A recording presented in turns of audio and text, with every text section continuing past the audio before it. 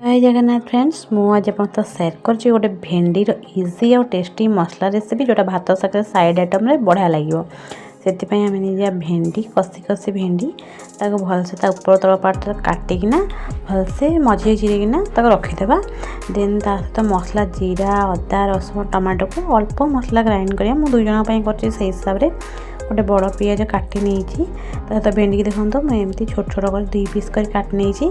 कड़े सोरिष तेल देना भेंडी देदेबा आउ भलसे फ्राए करदे रेड हवा तो लुण पकेबानी रेड हवा पर्यंत भलसे टी भाजीना जमी नाली टी खाजो एमती नाली ही आसले एवं काढ़ी नवा कड़े देदेबा पियाज ता सहित अल्प लुण पियाज जमी जल्दी फ्राए हो सारा पर देहरे आड करवा आम जो बटा होते मसला बेसी किसी टाइम लगे 15 मिनट भर रेडी हो बटा होते मसला आड करवा सहित अल्प किसी शुखला मसला जमी लंका गुंड हलदी गुंड लुण धनिया पाउडर जीरा देते आम बाटीचे और अल्प चामचे पाखापाखि बेसन को आम तावा सेकी नवा जमी गोटे हल्का बास्ना आसपर आनिकिना तरकार आड करदे जेहतु कषा हो तो यहाँ बहुत बढ़िया लगे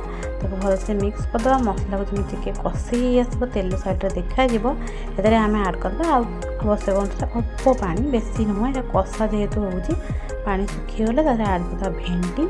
भेंडी जमी भलसे पानी सुखी नब पूरा सुखिला जी दरकार तो ये गैस ऑफ करदे गरम मसला पकईकिना गरम भात सहित खातु बहुत टेस्ट लगे केमी लगे कमेंट निश्चित जनइबे रही बाय।